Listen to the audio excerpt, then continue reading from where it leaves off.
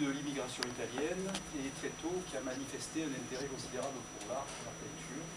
Il a donc été élève aux Beaux-Arts en 1918 et 19, ce qui est quand même relativement ancien.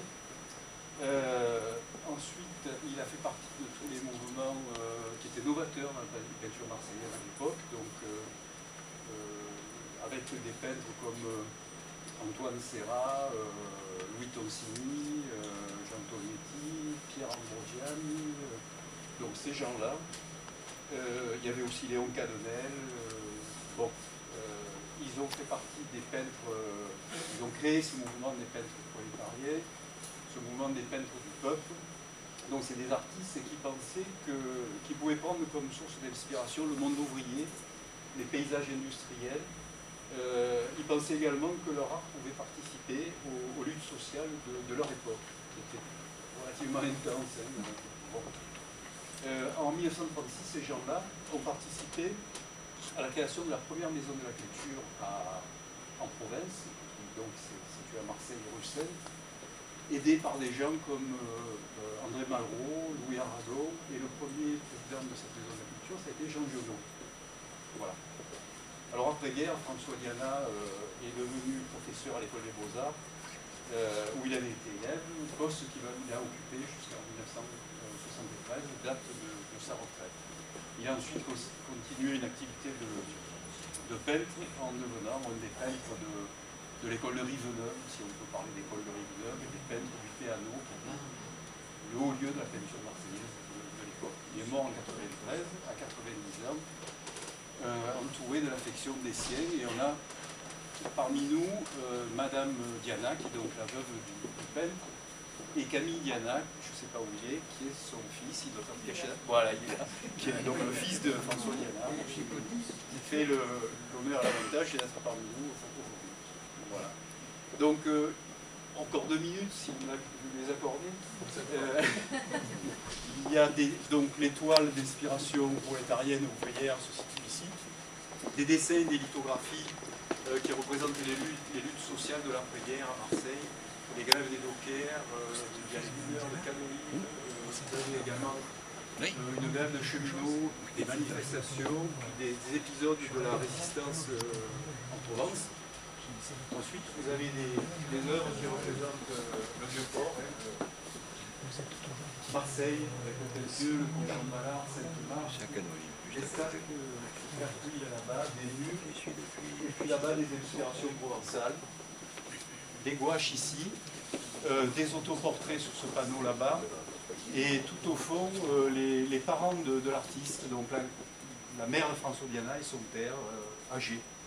Et puis sur le petit panneau qui est ici à droite, vous avez des dessins qui sont assez délicats, assez beaux, qui représentent Marseille essentiellement. Voilà, j'en ai terminé.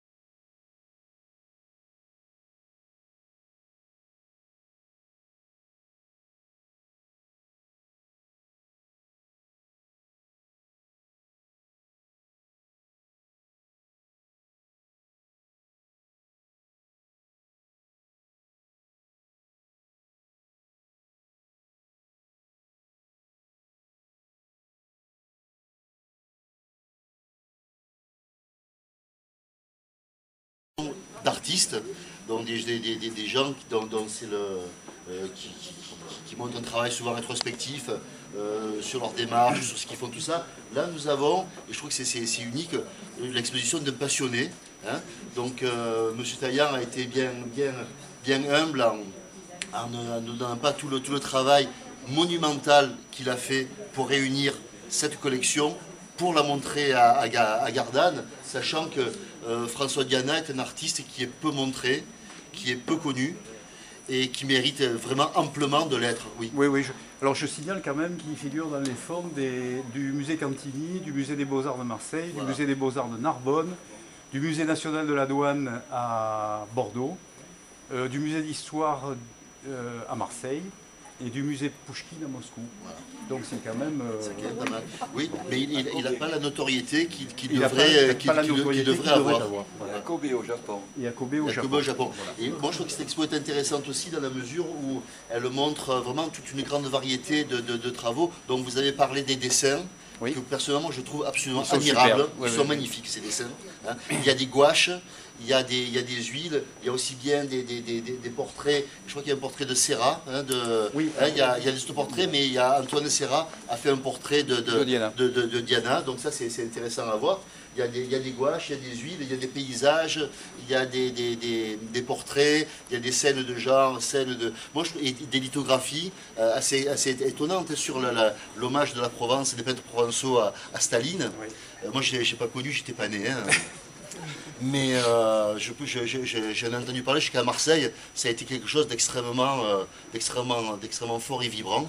Donc moi je trouve que c'est intéressant de montrer le travail d'un artiste dans toute sa multiplicité, sa variété. Donc moi je tiens encore une fois au nom de la ville, monsieur Meilly, de remercier monsieur Taillant d'avoir choisi Gardanne, parce que c'est vraiment un choix qu'il a fait, sachant qu'à Gardanne il serait bien accueilli, que c'était vraiment la ville qui permettait d'accueillir vraiment qui avait toute la légitimité pour recevoir une notre histoire qui est exposée. C'est ça, c'est ça.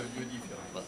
Donc merci. Alors une dernière chose, je voudrais remercier aussi Citoyens Solidaires, qui a la personne de Marie-Laure et de Patrick, va nous aider à cet apéritif.